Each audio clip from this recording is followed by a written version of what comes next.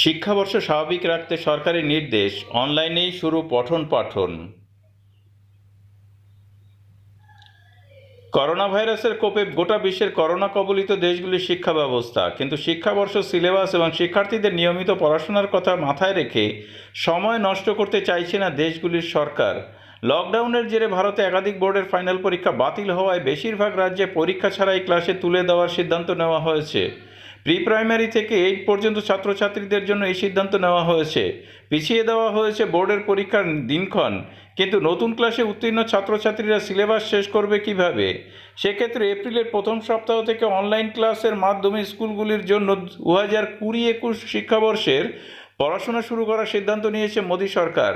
COVID-19 lockdown যদি এপ্রিলের মাঝামাঝি সময়ে তুলে নেওয়া হয়, তবে সরকার মে মাসের প্রথম সপ্তাহে অবশিষ্ট দশম এবং একাদশ শ্রেণীর বোর্ডের পরীক্ষা নেওয়া যায় কিনা সে বিষয়ে চিন্তাভাবনা শুরু করে দিয়েছে সরকার।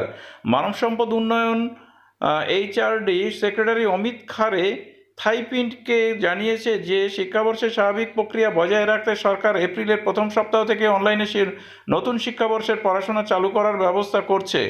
CBSE বোর্ডের স্কুলগুলি থেকেই এই পরিকল্পনা বাস্তবায়িত করা হবে বলে জানিয়েছেন তিনি। শিক্ষা council for education research and ট্রেনিংকে NCERT একটি বিকল্প একাডেমিক ক্যালেন্ডার প্রস্তুত রাখার জন্য নির্দেশ দিয়েছিল সরকার, তবে এই পরিকল্পনাটি সম্ভবত কার্যকর হবে না। অনলাইনে ক্লাস শুরু করার জন্য স্কুলগুলোকে প্রাইমারি ও হাই স্কুলের শিক্ষার্থীদের জন্য ওপেন লার্নিং স্টাডি মেটেরিয়াল দেওয়া হবে অনলাইনেই। এর জন্য HRD পরিচালিত portal, national institute of open schooling NIOS দ্বারা পরিচালিত সোয়াম টিভি চ্যানেলগুলি অনুসরণ করার পরামর্শ দেওয়া হয়েছে।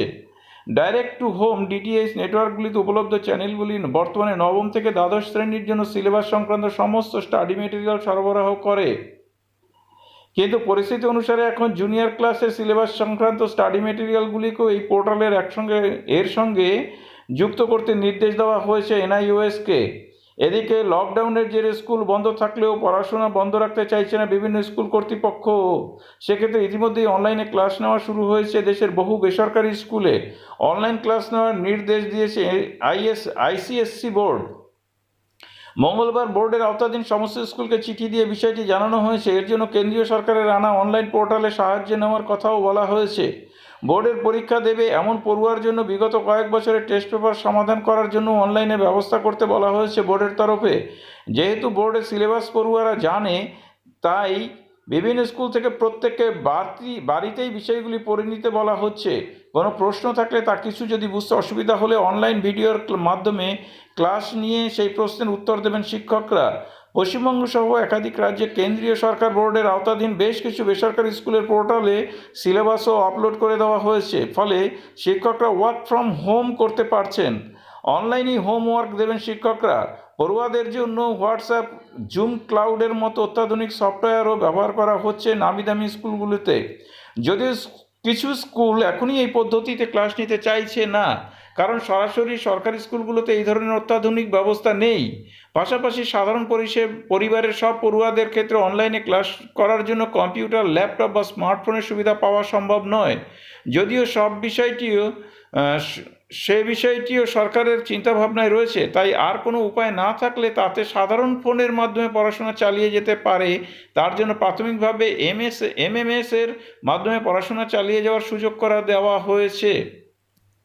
অন্যদিকে এই জরুরি পরিস্থিতির প্রেক্ষাপটে Indian institute of technology Delhi IITD, Delhi বিশ্ববিদ্যালয় DB, জওহরলাল নেহরু বিশ্ববিদ্যালয় JNU, জামিয়া মিলিয়া ইসলামিয়া JMI, নেতাজি সুভাষ বিশ্ববিদ্যালয় NSIT সহ দেশের এমন বহু কলেজ, বিশ্ববিদ্যালয় সহ অন্যান্য উচ্চশিক্ষা প্রতিষ্ঠানগুলিও বন্ধ রাখা হয়েছে।